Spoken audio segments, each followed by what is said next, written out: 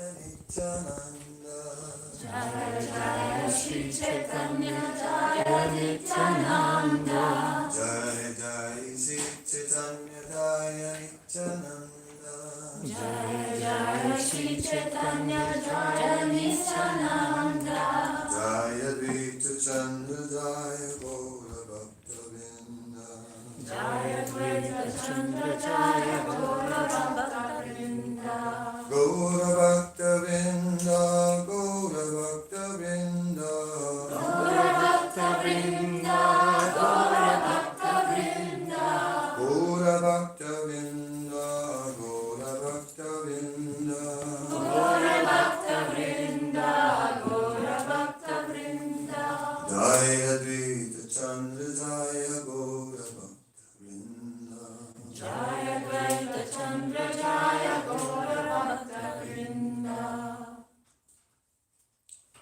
So over the last few weeks we have been meditating on Sri Chaitanya Mahaprabhu, the amazing personality that he was and is. We could historically place Chaitanya Mahaprabhu quite exactly, namely on the 18th of February 1486. But, of course, that in one sense doesn't make any sense, because Sri Chaitanya Mahaprabhu is eternal. And just like Krishna appears again and again, and really never disappears, only disappears from sight, just like the sun never really disappears, but disappears from sight. And in other words, Chaitanya Mahaprabhu's pastimes are continuously going on somewhere in the material world. And we may perceive them here in our universe, on our planet 500 years ago, which is not so far away. When we speak about Krishna and the times of Krishna, 5,000 years is so far away that historically you can't do much with it, other than relying on Srimad Bhagavatam and so on. But when we speak about Chaitanya Mahaprabhu 500 years ago, we can trace out. The historians can dig up all kinds of interesting information. Therefore, history is also important in relation to Sri Chaitanya Mahaprabhu. Many have said that how can we rely on these biographers, because they were not historians, they were devotees, and they might have colored the reality.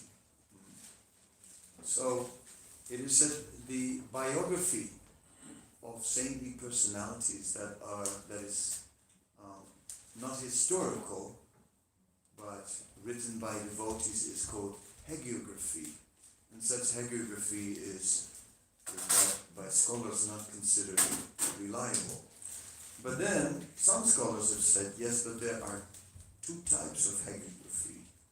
There's the type where they twist the history to promote themselves.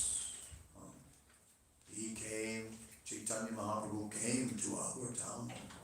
Yes, he spent 3 months there. Yes. My great-great-great-great-grandfather was there. Yes. Those kind of things naturally there was monetary interest, This is the place. Yes, come and visit. Donation box is here. Like that. Such things are certainly going on and are going on. But there is also the biographers of Chaitanya Mahaprabhu, who were his principal dedicated devotees, who were very eager to write down things as they were. Therefore, amongst the biographies of Chaitanya Mahaprabhu, we accept the first biography of Murari Gupta, who was a close associate of Chaitanya Mahaprabhu. He was about 15 years older. Murari was daily meeting with Chaitanya Mahaprabhu. And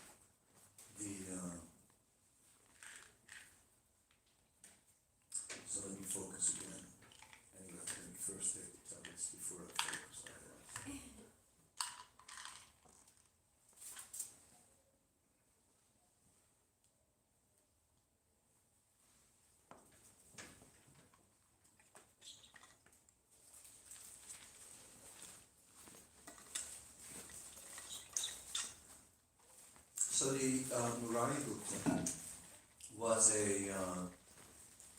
about 15 years older than Chaitanya Mahaprabhu. When Chaitanya Mahaprabhu was a youth, he was acting as a great scholar. And he was mainly interested in Sanskrit grammar and logic and arguing in various ways. And Murari would daily come and daily argue with him. And Chaitanya Mahaprabhu, Nimai, would daily defeat him, daily. And then he would say, Murari, Murari, just go back to your books and try again. And Murari would go back to his books and come back the next day with new arguments, and this was an ongoing relationship. Later, we're seeing an interaction between Chaitanya Mahaprabhu and Murari, and we're finding that Murari was a devotee of Lord Ramachandra, and that Chaitanya Mahaprabhu, now no longer Nimai, but now have revealed himself as a devotee. Now he is asking Murari to give up his devotion to Ram and to focus on Krishna. And Murari tried the entire night, and in the morning he fell at the feet of Chaitanya Mahaprabhu and he said, it is better that I die because I cannot give up my Lord Ramachandra and I cannot disobey your order. So let me die, please. Then Lord Chaitanya picked him up and he wrote on his forehead, you are Ramdas, you are Hanuman, and in this way we see that amongst the associates of Chaitanya Mahaprabhu, many personalities returned from that had been performed or had been present in the past times of previous incarnations. And in this case, Murari Gupta is identified as Hanuman. Anyway, Hanuman is the personality who is the emblem of Dasya, of servitorship. And that is what he stands for. So Murari had that same spirit of complete dedication. And so the first day, we spoke from his biography. And what I took from there was particularly from the first chapter, how the elders came to Navadvip. And all the elders that appeared a generation before Chaitanya Mahaprabhu, or sometimes even 2 generations, like Advaita Acharya, who was 53 years older. And then we had Pundarik Vijayanidhi, Gopinath Acharya, and we had so many amazing personalities, Chandrasekhar Acharya, all contemporaries of the generation of the parents of Sri Chaitanya Mahaprabhu, Srivas Thakur. So these are all the elders. Later, I didn't discuss that here, but because wherever I am at the moment, I'm speaking about Chaitanya Mahaprabhu in order to increase my absorption. And that is the whole purpose of these discussions. These discussions are simply to increase our absorption in the phenomena of the appearance of Sri Chaitanya Mahaprabhu, what it means. So, we dedicated one session to the Chaitanya Chandramrita, which is a book written by Prabodhananda Saraswati. When Chaitanya Mahaprabhu traveled to South India after sannyas, he traveled 6 years to South India, he came to Sri Lanka. That was the time of the rainy season. During the rainy season, sannyasis would not travel. They would simply stay in one place, and because of that, they would then also perform austerity. Take some vows and fast and extra chanting and all these things.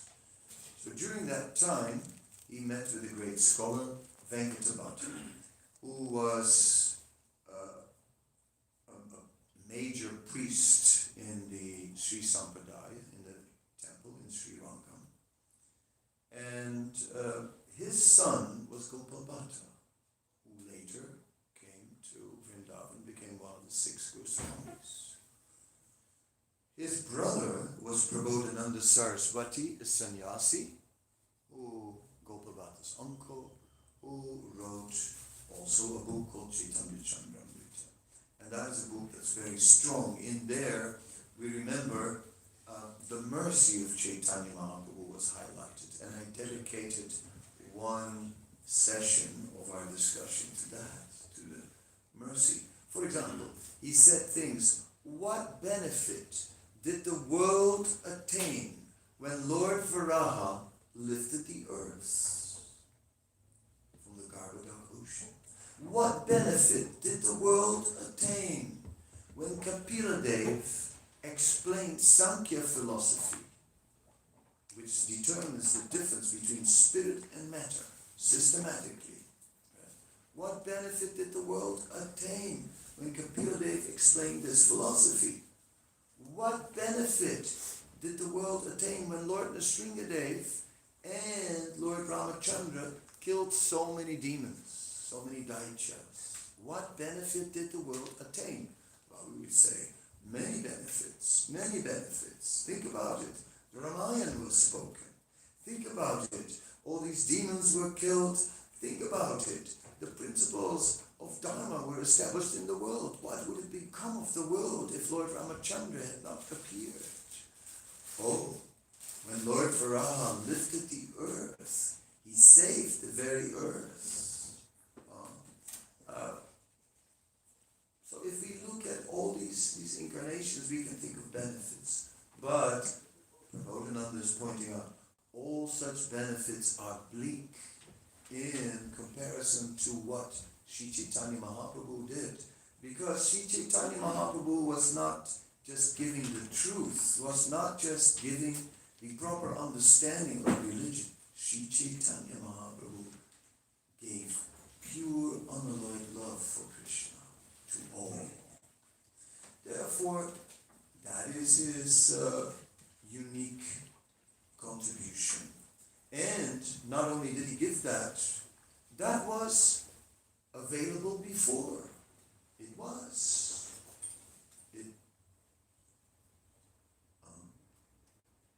But difficult to find, Prabodhananda said. He said, one will not find it in the Vedas. Even so many gurus could not teach that, what Chaitanya Mahaprabhu taught. That pure love of God as experienced by the residents of Vrindavan, unknown to many.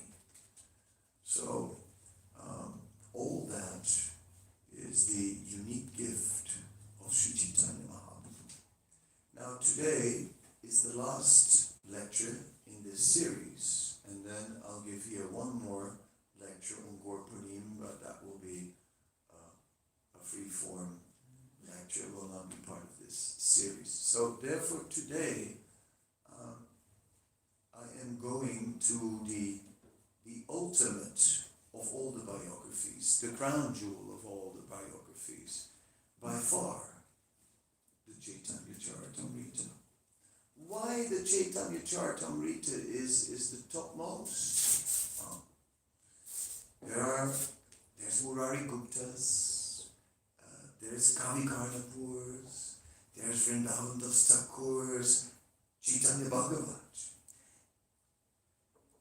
Chaitanya Charitamrita, in the beginning, in chapter 8, in the first 7 chapters, Chaitanya Charitamrita describes the Panchatattva, describes how Sri Chaitanya Mahaprabhu appeared along with 5 other tattvas. I'll do that in a moment. Then in the 8th chapter, it describes how the writer became inspired and authorized to write the Chaitanya Charitamrita. So, Adi Lila chapter 8 begins like this. In the temple of Sri Sri Radha Govinda, in Vrindavan, Sri Sri Radha Govinda are seated on a golden throne under a desire tree. And under the roots of that desire tree there are many jewels. Sri Sri Radha Govinda were worshipped in a gorgeous temple in Vrindavan daily. Thousands of devotees would assemble in that place. And in the evenings, every evening, these devotees would hear from one book, Chaitanya Bhagavat, which was the pastimes of Sri Chaitanya Mahaprabhu recorded by Vrindavan Das Thakur. And Vrindavan Das Thakur in great detail covered everything, and not only that, Vrindavan Das Thakur described in great detail all the ecstatic symptoms of Sri Chaitanya Mahaprabhu, his devotees, their interactions, and the Chaitanya Charitamrita, the Chaitanya Bhagavat, is an ocean of wealth. Srila Bhaktisiddhanta Saraswati Thakur said one should read the Chaitanya Bhagavat 100 times. 100 times. So, there's something to do. It is like that important. And yet, today, we'll just discard it. Why? We are now going to the same Srila Bhaktisiddhanta Saraswati Thakur. It said Srila Bhaktisiddhanta Saraswati Thakur was in Assam. At that time, he was lecturing in a particular hall. And just then, as the lecture was going on, there was a serious earth tremor. Just one. But it caused a flash flood. And suddenly the river just flooded beyond its banks and the whole area got flooded. Somehow or other, Srila Bhaktisiddhanta was in a building which was on higher ground. So it didn't get affected, but all around the entire area was underwater. So Srila Bhaktisiddhanta changed his lecture, and he just began to speak about the Mahapralaya. The Mahapralaya is a description of the final dissolution of the universe, when from the bottom of the universe the waters rise and everything is flooded. All right. So in this way, Srila Bhaktisiddhanta said, yes, and when the Mahapralaya comes, what will you do? What will you do? He said, you grab your valuables and just try to get the higher ground. That's sort of what you do in a total crisis. So, what you grab? He said, you grab Bhagavad Gita, you grab Srimad Bhagavatam, and you grab Chaitanya Charitamrita. And with all these, you walk out, wading through the water, going to higher ground. He said, when it becomes too difficult to carry all these books, then gotta let something go. All right, let the Bhagavad Gita go. And one arm Bhagavatam, one arm Chaitanya Charitamrita, your treasures. Oh yes. And with these treasures, wading through the water, fatigue sets in, what to do. If you have to let something go, what to let go now? All right, let the Bhagavatam go. He said, and take the Chaitanya Charitamrita. Because from that, everything can be restored. in that temple in Vrindavan, where 1,000 devotees had assembled and listened to the Chaitanya Bhagavat daily, there was a very senior priest. He was very advanced, and he was the head pujari in that temple. This head pujari, he had been around. His disciple was also a great devotee. Then one day, this great personality asked Krishnadas Kaviraj to please write about the later pastimes of Sri Chaitanya Mahaprabhu. Why Krishnadas Kaviraj? He hadn't even been there. Why ask him? Murari Gupta was an eyewitness. Now you're talking. He met Chaitanya Mahaprabhu daily. That's what, who could be a better biographer? Here is Krishnadas Kaviraj. He never even met Chaitanya Mahaprabhu. And they're asking him to write. Why? That is the first question. The answer to that question is that Sri Chaitanya Mahaprabhu, he had gone to Jagannath Puri upon the request of his mother. He spent 18 years, the last 18 years of his life, as a sannyasi in Jagannath Puri.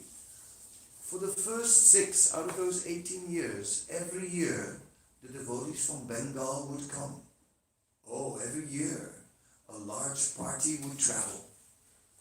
In some biographies it said, thousands of devotees would travel with Sivananda Sain. Sivananda Sain was an organizer and a sharp personality, capable. Sivananda Sain was bringing all these devotees across.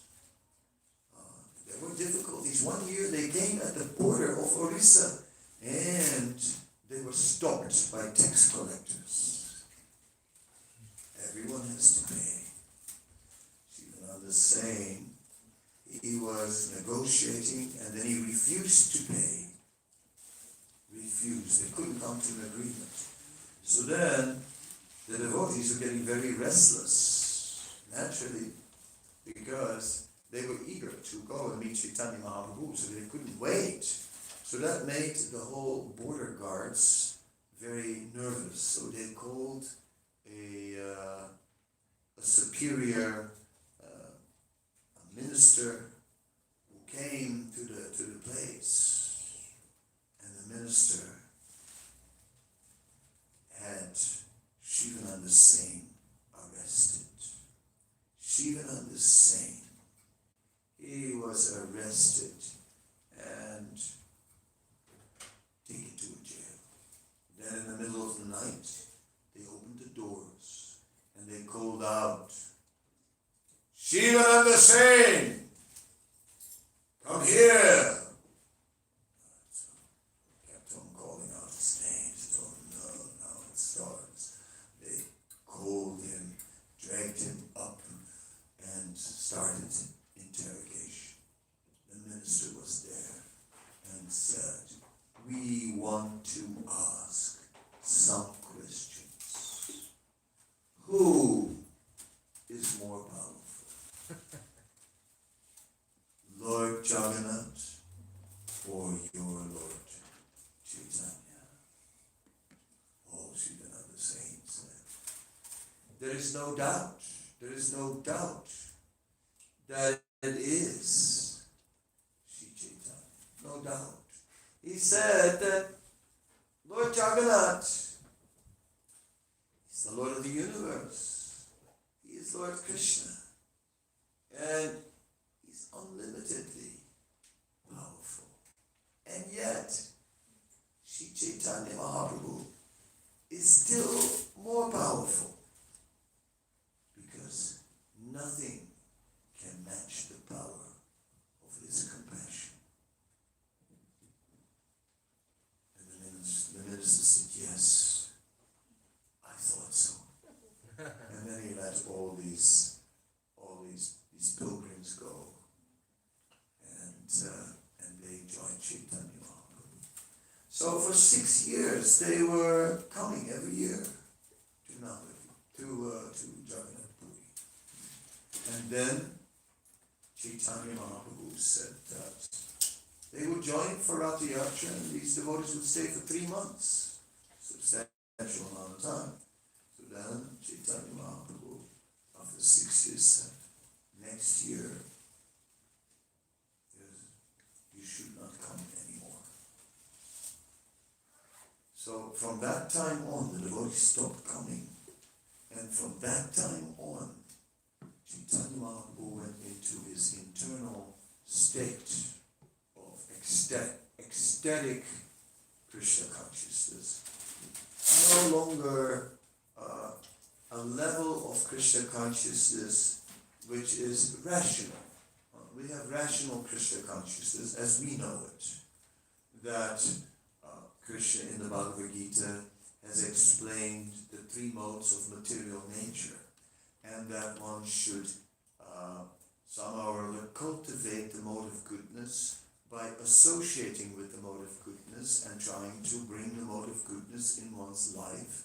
And then through that goodness, through that sattva gun, one will overcome bad habits, and then from that platform one can cultivate gradually attachment for the spiritual and the transcendental, and one can gradually realize that the transcendental is more important, that the spiritual reality is more important than the material reality where we are now.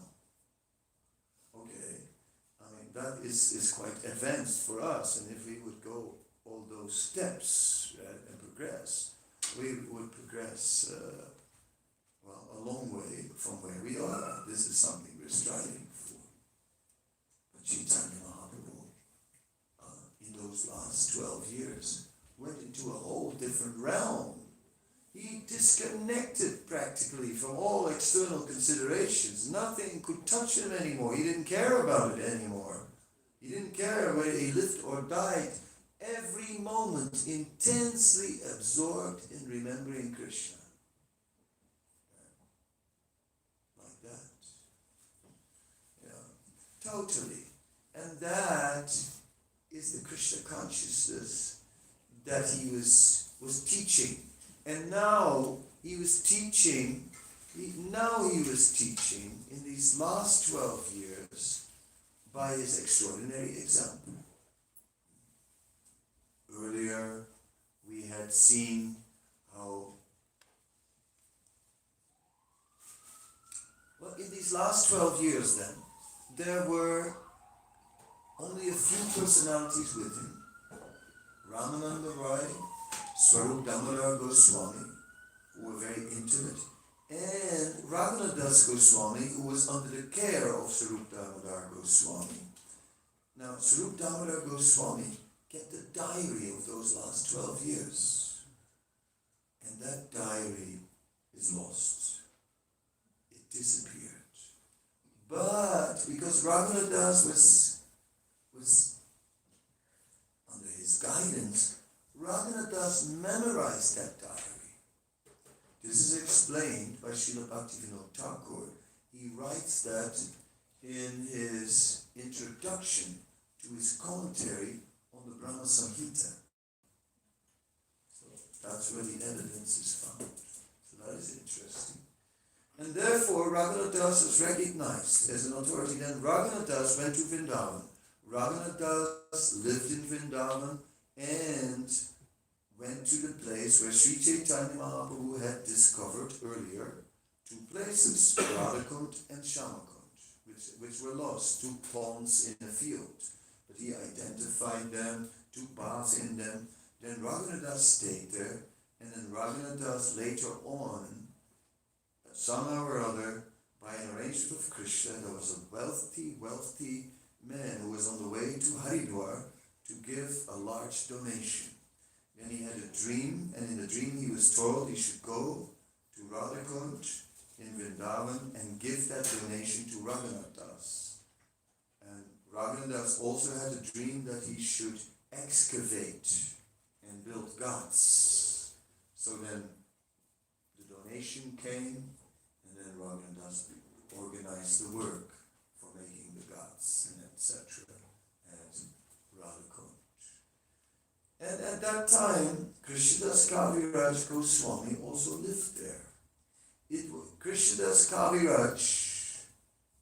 Krishnadas, what's his name? Kaviraj is a title that was given later.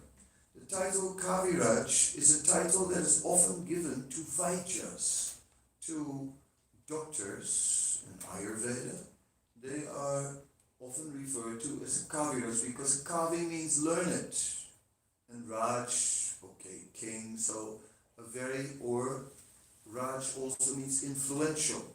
Just like, a king is called Maharaj, a sannyasi is called Maharaj. It's not that the sannyasi is called Maha, great, and Raj, king, Kadamba, Kanana, great king. My name is Maharaj, right? My name. No, it's not that. It is rather one who has great influence. Raj means also great influence. So Kaviraj, a great learned personality who has great influence. Yes.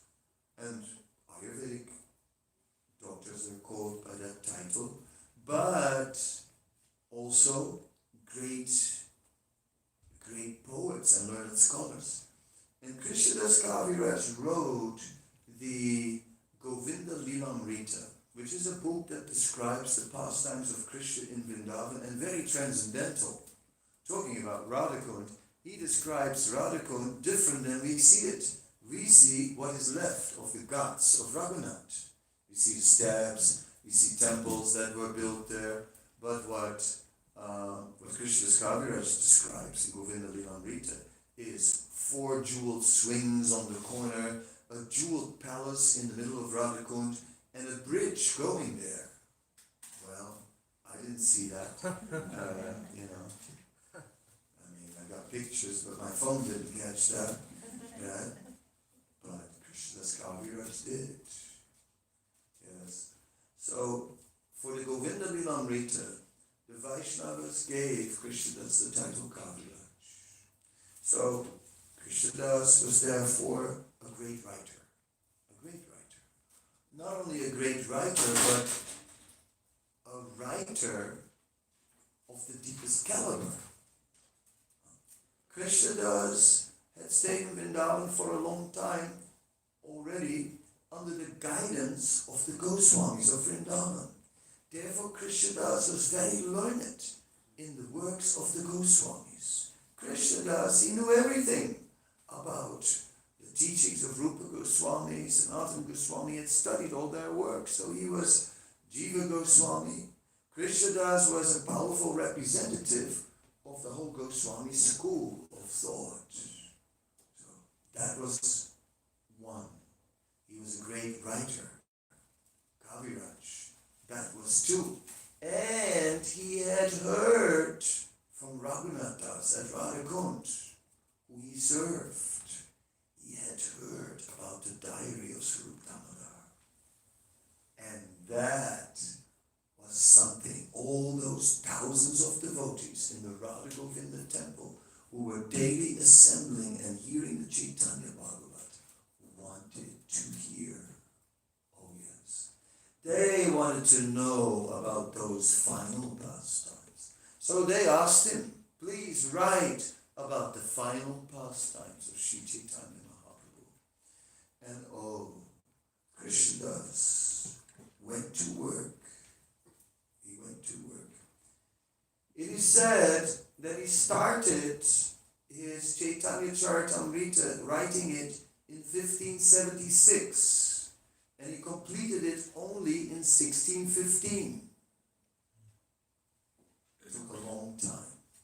No wonder, no computers, no database, nothing, right? Everything just by hand, all cross-referencing just from manuscripts. You know how it is, like, go back to that. It slows things down considerably. Also, not one library like the New York Library, something, where it is all in one place, but manuscripts being scattered in places, people that helped him and brought things to him, just to collect all the scriptures that he used as evidence, right? And that he used to construct the Chaitanya Charitamrita. That was not just a matter of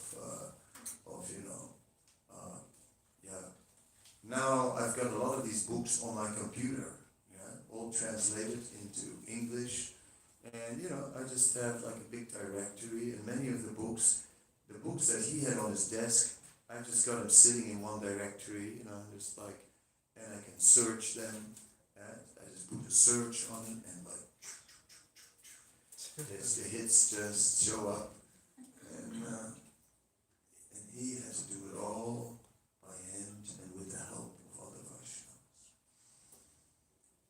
So, Krishnadas wrote the Chaitanya Charitamrita. As I said, the first 7 chapters are describing the Panchatattva. The Panchatattva, very quickly explained, are also described from Sarup Damodar's diary, and I discussed that already earlier, that in the Chaitanya, in the Gaur Ganades Deepika of Kavi Karnapur, the verse and the explanation of the Panchatattva comes up for the first time. Do you remember, those of you who are here? Who remembers that? Nobody. Okay. I'll do it quickly because I want to move on. So, Chaitanya Mahaprabhu is Krishna, the original Supreme Personality of Godhead, the reservoir of all other incarnations. Lord Nityananda is Balaram.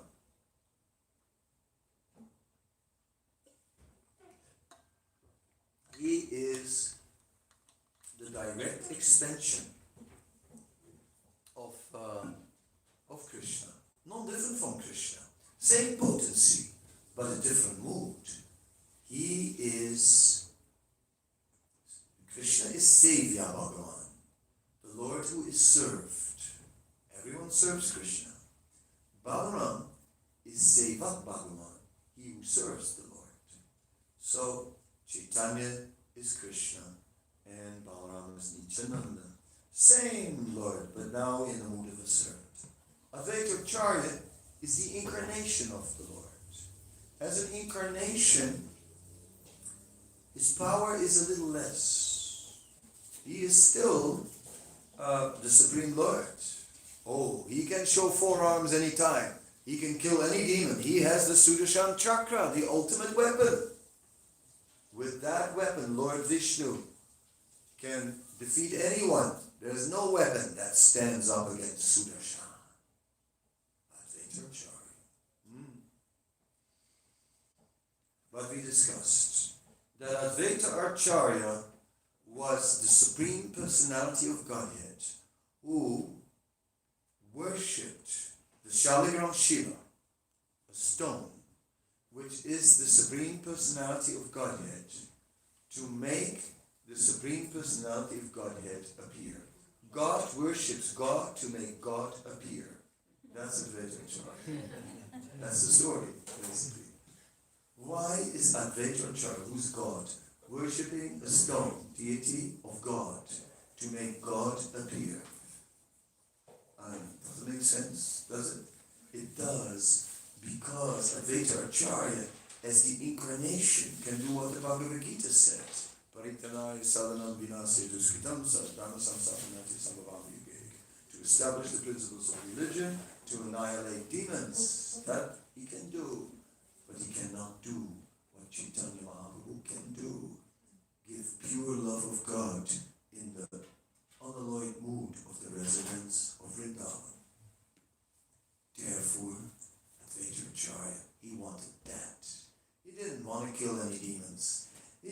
want to establish any principles of religion. He said, we have enough of that. We have enough religion in the world, right? No, this time we don't want religion. This time we want love. We want the ultimate, the pinnacle of love.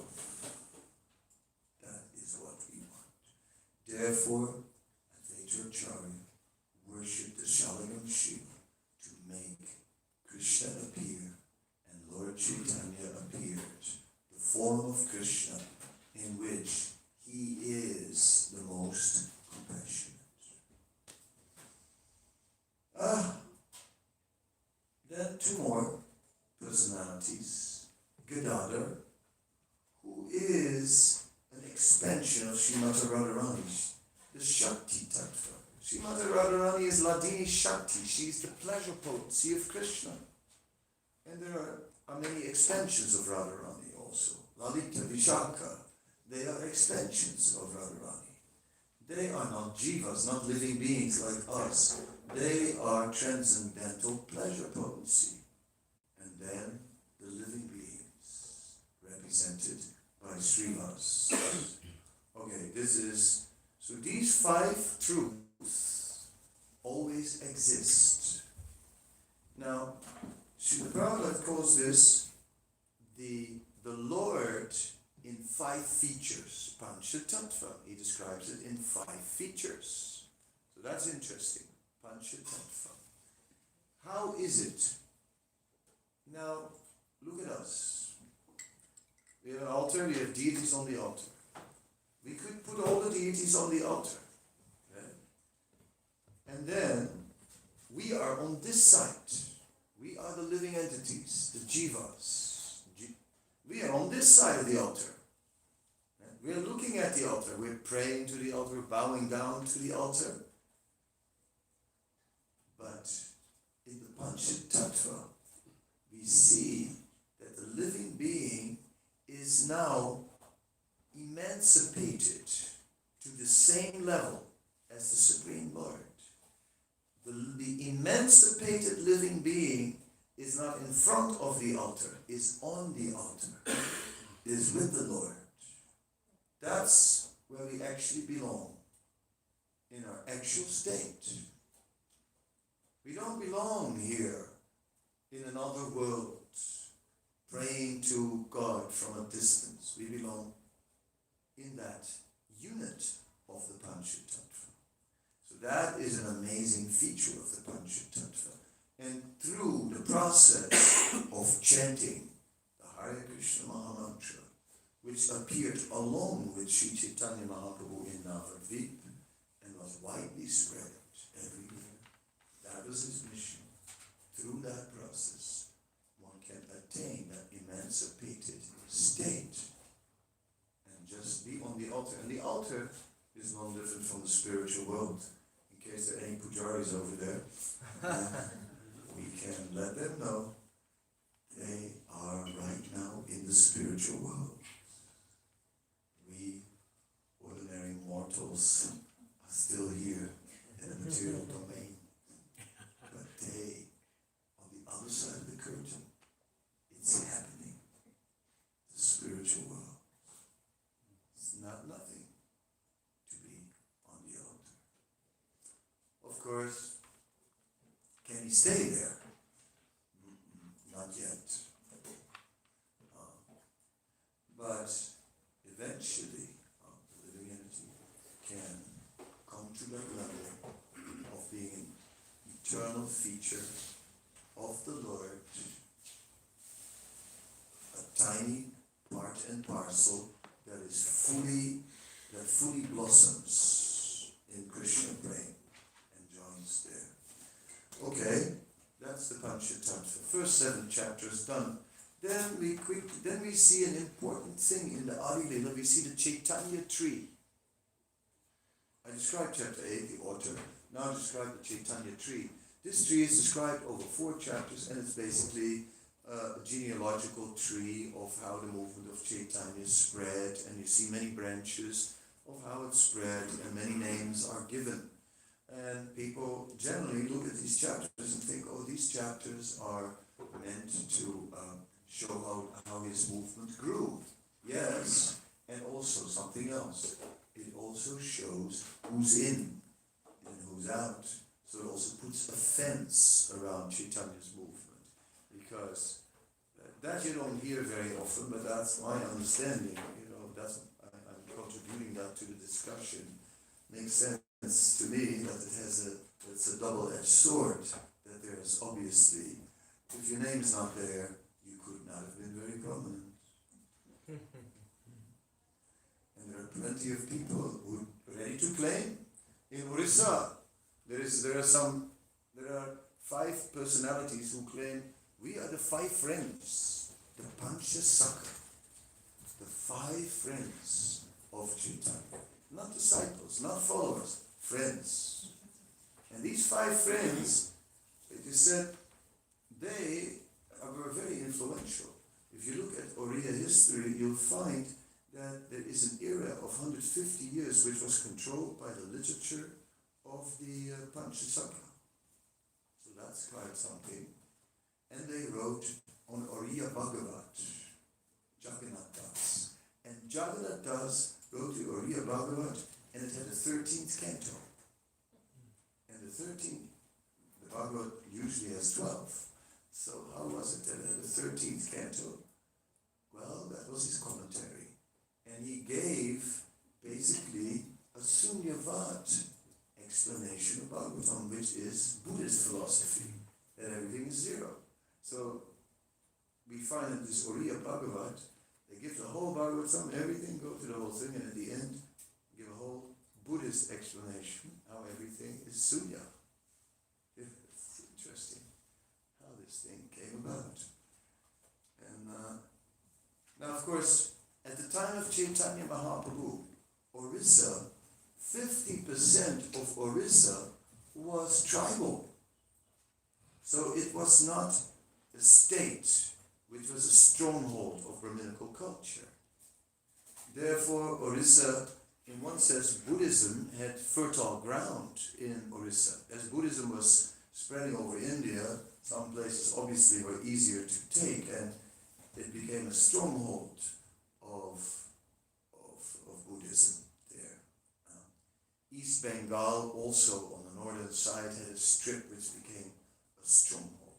Anyway, Buddhism was in due course driven out of Orissa by Sankaracharya.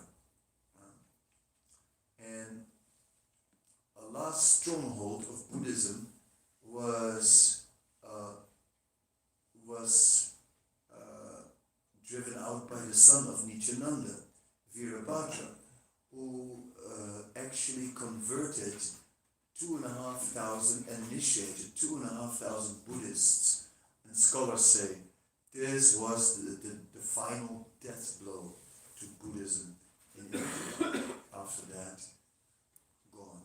2,500 initiated into Chaitanya Vaishnavism, according to D.C. Sen, scholar. Anyway, so where am I going? Yeah. So this Panchasakha, they were, one day Jagannath Das, the leader of the Panchasakha, the 5 friends of Chaitanya Mahaprabhu in Jagannath Puri, came to Chaitanya Mahaprabhu, wanted to read his Bhagavatam. Chaitanya Mahaprabhu said, I'm not qualified to hear this. I'm not qualified to hear this. Your commentary is ati bari. It is too great. It is too great. So this Jagannath Das took it as a title, and he went around the world with the title, Jagannath Das, too great. That in itself, right, is like, exposes anyone as a fool. You walk around, it's like, I'm Mr. Too Great, If you're Mr. Great, it's one thing, but Mr. Too Great, I mean, it's like, so Jagannath walked around with the title, Jagannath Das Atibari. And At the time of Bhaktivinoda Thakur, there were, which is like 1850 and onwards, there were 15,000 Atibaris in both Orissa and Bengal. Yeah, just to get an idea how it grew. It's not a big thing. So these are some of the offshoots of the Chaitanya, of those who claim connections with Chaitanya that were not exactly bona fide. There's another story about Jagannath, since I'm going strong. Jagannath Das then, he was having Ras Lila pastimes with ladies of married men, so this became a problem, and a complaint reached Maharaj Prataparuda. So Maharaj Prataparuda said, all right, pull her over, hands on the car and all that, all those things. And then, Jagannath Das was quite, so what's going on? And Jagannath, what's going on with the ladies? And Jagannath said, when I'm with the men, I'm one of them. When I'm with the ladies, I'm one of them. The king didn't buy that and put him in the jail. Now the Atibaris have a history. In their history book, Jagannath Das in the jail became a woman, and then the king let him out, and then later one of the queens became the disciple of Jagannath and gave him a palace. We don't believe that part, but it is true, they do have a palace, which was given by one of the queens. Anyway. So is history. Anyway, this is just to illustrate how there were all kinds of groups that claim to be branches of Chaitanya Mahaprabhu, and that Krishnadas has just basically put a fence around, said, sorry, you guys are out. So it's important that the fence is there. Yeah, the rest of the Adi Lila, I'm not going to give it much time. It describes the appearance of Chaitanya Mahaprabhu, his early pastime, childhood pastime, and it basically deals with the divinity. It is very much establishing Chaitanya Mahaprabhu's divinity. Miracles happen and so on. Because divinity, generally, we're looking for miracles, right? As confirmations. So this first part deals with the divinity. Then Adi Lila, Chaitanya Mahaprabhu takes sannyas. After sannyas, he has changed. Now he's full of love of God. He is like an ecstatic devotee, and he becomes a powerful preacher, and he is at the same time experiences internal, there's this internal search for Krishna, and his eagerness is just overwhelming. A highlight in this Madhya Lila, this middle part of the Chaitanya Charitamrita, is the Rath Yatra. At that Rath Yatra, Chaitanya Mahaprabhu is actually is in front of the temple.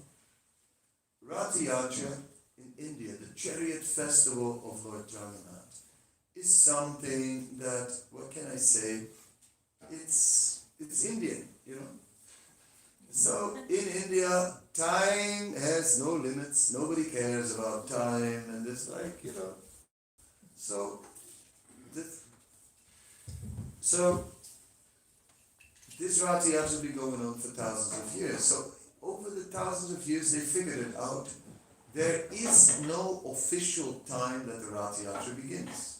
In that way, you're never late. So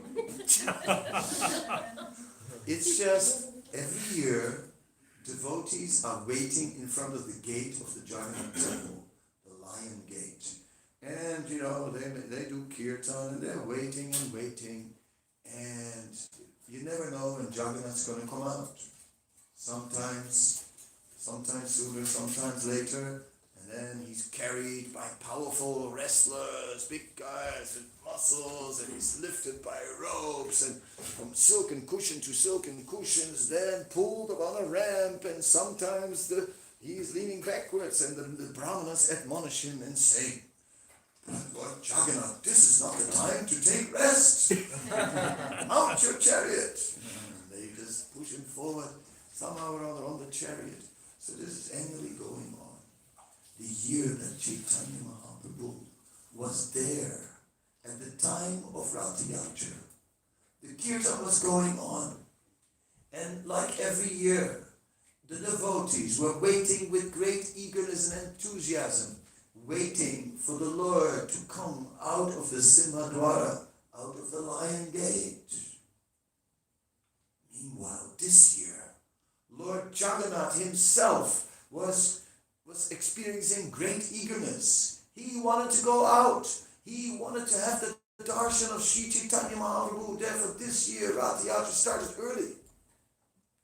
People were astonished. Never before so quickly did Jagannath come out of the gate. But there he already was. And yes, he was carried by the daichas who lifted him on the silken cushions up the ramp and up the chariots. And Chaitanya, and then, yes, the kirtan began. They were pulling the chariots and Chaitanya Mahaprabhu danced. And he threw himself in the air and he just came crashing down.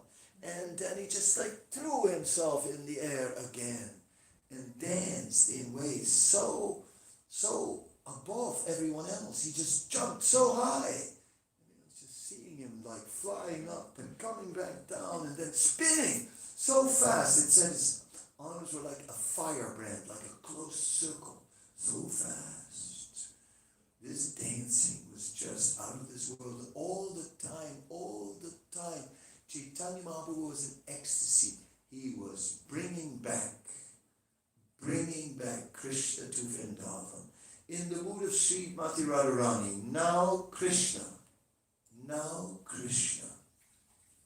himself, Chaitanya Mahaprabhu, was in the mood of Radharani, pulling back Krishna to Vrindavan, who had left for Dwarka. But now enough. You living like a prince, living like a king. Enough of that. No, we will not wait any longer. We are here in Kurukshetra. From Dwarka, Krishna went to Kurukshetra because there was a solar eclipse and they were doing a yajna in that holy place. But then the gopis grabbed the reins and pulled the chariot back to Vrindavan. And now Chaitanya Mahaprabhu was doing it. He was pulling Krishna back to Vrindavan. So it is described. And it's interesting, a little flashback. Let us jump to the Chaitanya Mangal, another late biography of Lochan Das Thakur, which is basically a song, and he's basically put the Chaitanya Bhagavat on music and simplified it so that people could sing it. Right? Just could sing all these pastimes. That was the idea. And he begins, and there's something unique in the beginning, and he describes how Rukmini comes to Krishna. And well, I don't know if you're familiar with Bhagavatam pastime, but there is a point where there's a discussion between Krishna and Rukmini, and she's serving him with so much love and dedication. And then Krishna is saying that actually he's not qualified. He's not qualified to be with her because she is so exalted and so dedicated and so pure, and her love is so elevated that Krishna feels he's not qualified to be with her. This is the Bhagavatam. So then Rukmini gets very upset because she thinks, the way he's talking now, it sounds as if he's leaving, as if he's getting ready to go. So she's crying. So now in the Chaitanya Mangal, there's a description. And Rukmini comes to Krishna. And she's crying. So Krishna says, Rukmini, it was a joke. Did you still not get over this now? Come on, really, I was just joking. You know what I mean? Stop crying. She says, no, you don't understand. You don't understand. He says, what do you mean I don't understand? I am the Supreme Personality of God. I'm omniscient. I'm not omniscient. Is there anything I don't understand? She said, you really don't understand. He said, what do you mean? She says, you don't understand how much love I feel for you. And you don't know what it's like to have such feelings.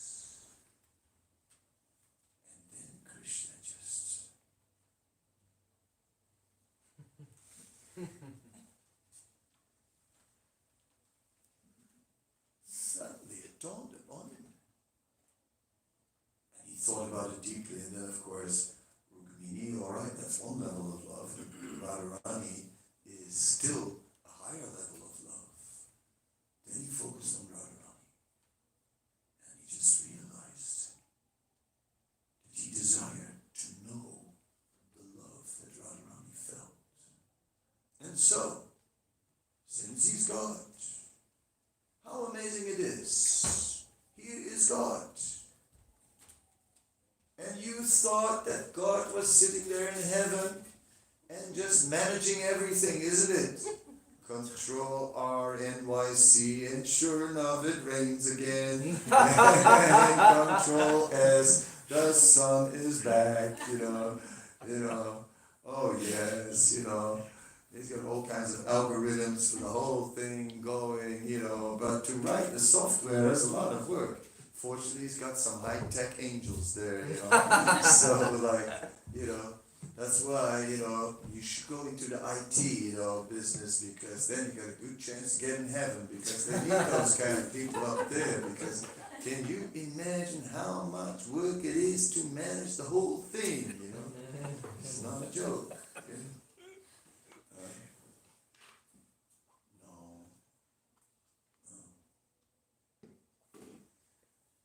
Krishna. Krishna is performing his transcendental pleasure pastimes. And for that, he has expanded himself in so many energies. And these energies, they have independent life. And so there's a whole loving exchange going on with these energies. And he's not in control of Srimati Radharani. She controls him. So now he has come to taste that mood of Srimati Radharani. And that is basically the main message of the Madhya Lila, of the middle part of the Chaitanya Charitamrita. Now I'll take you to the Antya Lila. And one second, I'll open it up. I can't do multitasking, so you just have to bear with me. Just have to push many buttons. Here it is, a touch screen. God knows what lives on my touch screen. But may Krishna protect all of us. May the coronavirus protect us.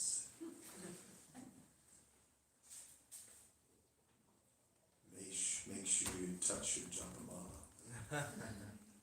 It's the only thing that can save us now. Okay, now I am opening up. Sorry.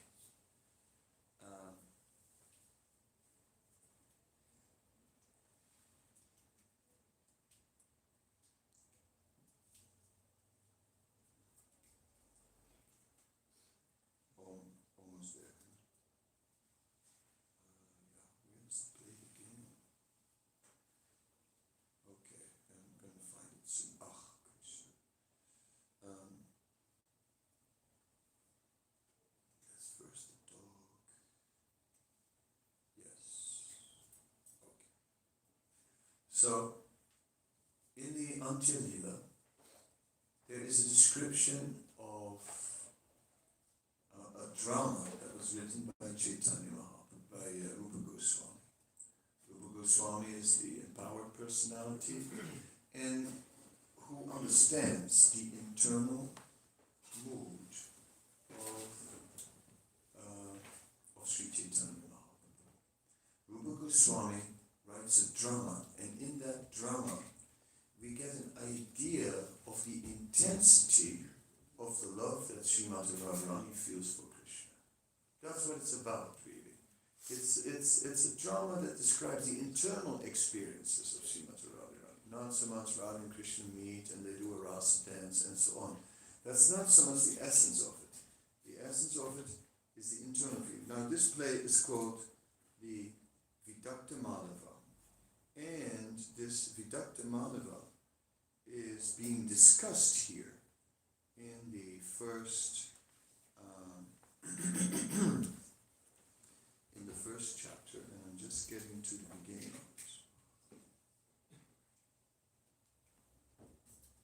Okay, one moment. You still have to bear with me because I just keep on mumbling, but slowly my brain goes fully into here.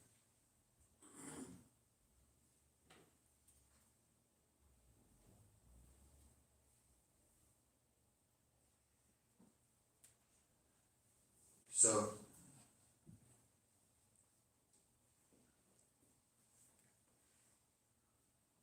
there's two dramas, one of the pastimes of Krishna in Vrindavan, and another drama about the pastimes of Krishna outside of Vrindavan. And, come on.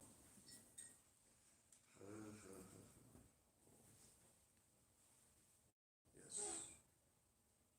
So one verse now. My dear friend, now I've met my very old and dear friend Krishna on this field of Kurukshetra. I am the same Radharani, and now we are meeting together. It's very pleasant, but I would still like to go to the bank of the Yamuna, beneath the trees of the forest. I wish to hear the vibration of his sweet flute playing the fifth note within that forest of Vrindavan. So what is this about? This is about worshipping Krishna, freed from all the opulence. In Dwarka, Krishna has 16,108 wives and palaces for each one of them. There's no electric light, and it's not needed either because there are so many jewels in the walls that the whole room is lit up at night. Imagine a few candles, and what an atmosphere. All the jewels reflect the light, and the entire rooms are just lit up very beautifully. How can we understand? And when Krishna steps out of these palaces on the street, then all the Krishnas become one. That is Dwarka. There Krishna is showing his opulences. He is the unlimited Supreme Lord, the one who is Parameshwar. But when you deal with the unlimited Supreme Lord, who are we? Difficult to have a relationship with him, isn't it? Difficult. Imagine, I'll give the simple example of an ant. Imagine you have a pet, an ant. Nickname, Auntie.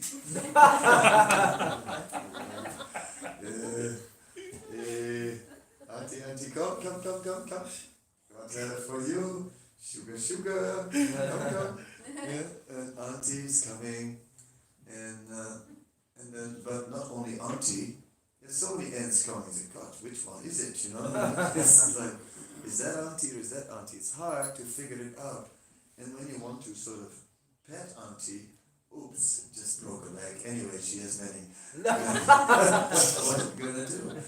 It's like, it's impossible. We're too big. Aunt is too small. It's not possible to enter into a relationship. You know, a dog maybe sort of like, a big Dane, or, a little one just like a baby, sort of like, Chihuahua. I mean, you can kind of relate. How can you relate to an ant? Right? So, when we look at the greatness of God, the gap between the great God and the tiny little living entity, is much greater than that between human being and ant. You see? So how is it possible to have a real relationship? That is the point.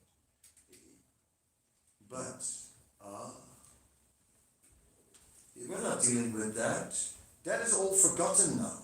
We're dealing with Krishna, the Supreme Lord, in a human form, who is his human exchange, and who limits himself to that.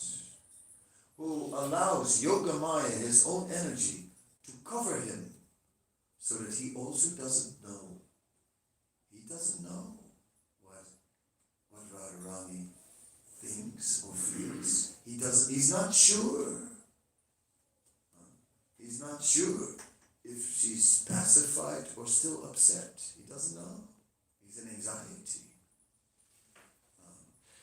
His emotions are real. So now Radharani is saying, yes, and he is in Dwarka, in unmatched opulence, befitting the Supreme Lord, but there he's distant. There he's distant. When we look at Krishna with his opulence, when we look at God with his opulence, he's distant. Therefore we're looking at Krishna in Vrindavan, where he's a cowherd boy, where he is simple, where he is approachable, and where he is just like everyone else, and yet like no one else. But living with everyone else very closely and intimately on an equal level. That is Vrindavan. So this is the theme of Rupa Goswami's play. And we see how Radharani is desiring to take Krishna back to Vrindavan.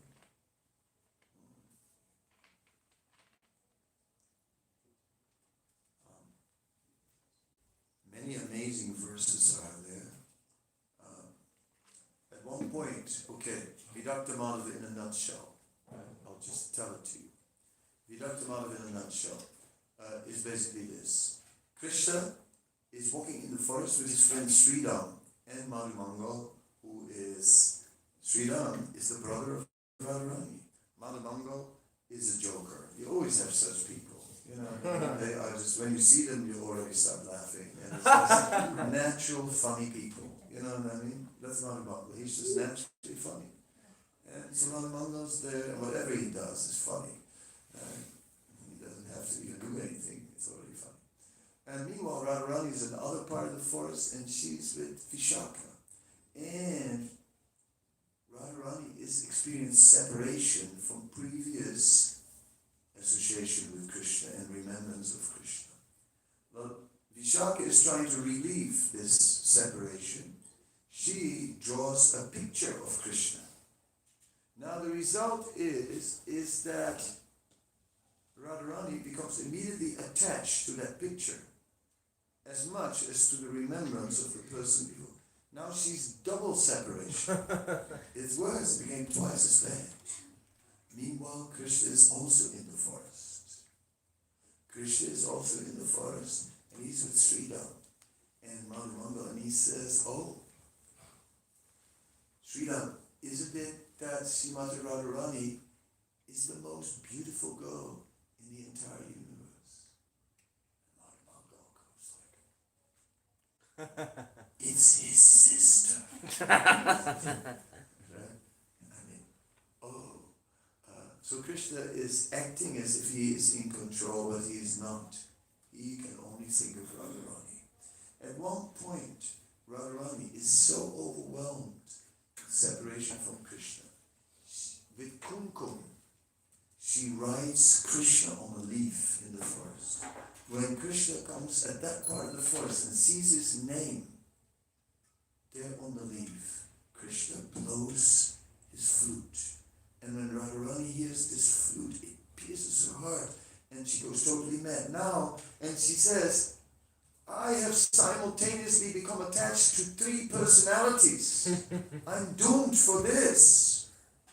So, I better die. And Vishaka says, no, they're one and the same. And Radharani goes, one and the same? You mean the person I remember, the person with the picture, and the person playing the flute are one and the same? Her love is so overwhelming, so intense, so much in the forefront of her whole being experience that she becomes so absorbed in the moment she forgets the other. And in this way starts to think she's attached to 3 persons at the same time. This is the love that Sri Chaitanya Mahaprabhu is explaining. Therefore, I'm ending now. This Krishna consciousness is not casual. It is not religion. It is the deepest ecstasy, and it is all spelled out in the life and pastimes of Chaitanya Mahaprabhu, which are expertly presented by Krishna's Kaviraj, who presents also the philosophy of Krishna consciousness. The next few chapters are all about Vaishnava behavior. Because when we took it so high, we got to go back down and say, yes, but if you want to get there, you first have to behave like a saintly person. So in this way, many chapters dealing like that. And then we go again in some more ecstatic pastimes, where Chaitanya Mahaprabhu mistakes the ocean for the Yamuna and just jumps in. Someone gets saved by a fisherman. All these things are just amazing. Yes, so like that, we are carrying on with our discussions. And sometimes we take the discussion a little bit beyond the conch shell. And we tell the pujari not to ring the bell, because the bell, after all, is kirtan. That's why he's ringing the bell. And I'm already the kirtan. So he doesn't have to ring the bell. I am the bell right now. So I'll keep on ringing a little longer just to close it properly, because I'm running out of time. Because I should really be doing this every night. But even then, I would still have to tell you at the end of a year, I'm running out of time. Then we could extend it for 10 years. But then at the end of the 10 years, I would still have to tell you there's actually something I didn't tell you yet. And we would still be running out of time. And don't ask me what's going to happen after those 10 years, but I'm not very sure we're going to be running out of time. Maybe time will no longer be relevant to us. Maybe we won't even care about time anymore. Time, that's like the spiritual world is timeless. It's not about time. It's about ras. It's about transcendental taste and experience. Is there more? Is there more to know about Sri Chaitanya Mahaprabhu? Well, actually, now that you're asking the question, there is. Therefore, I'm asking you now, do you have any questions?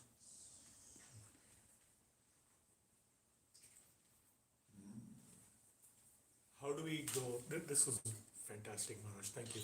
How do we go from our present stage of regulated bhakti, Vaidhi bhakti, to this stage of divine madness? How do we bridge the gap? What's the way we can someday get there? Okay, I'll show you my hand, right? And you can see one finger goes up, one finger goes down. Those who don't have glasses, just take it from me. That's what I'm doing. One finger up, one finger down, next to each other. See, Mulidar Pujai. There's a few minutes and we'll sing also. But I just want to. So these two fingers are representing how it works. One finger is for us reaching upward in our attempt to purify ourselves, to connect, to penetrate, to enter deeply into this transcendental knowledge.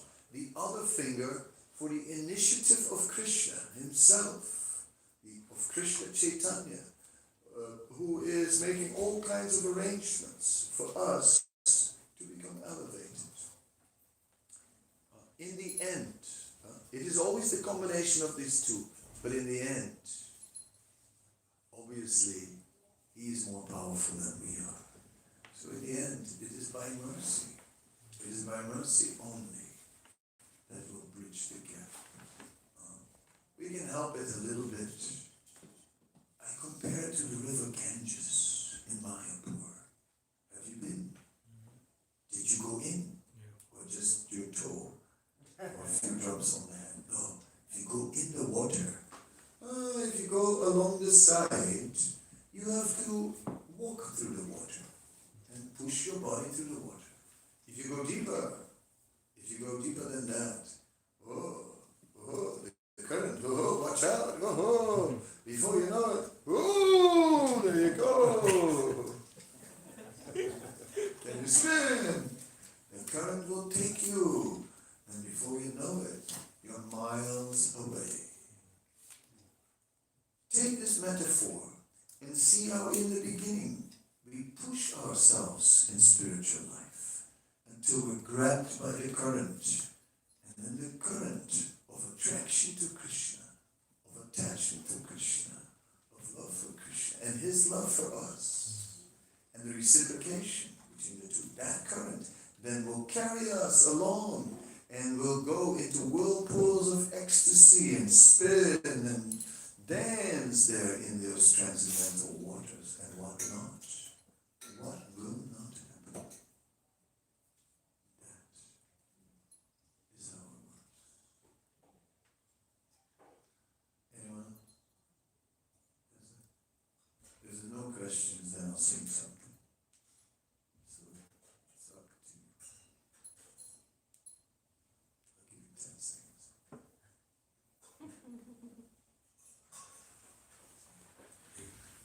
Okay. Singing more out. Thank you very much. Sri Chaitanya Charitamrita ki jai. So, Kadamba Swami Maharaj ki.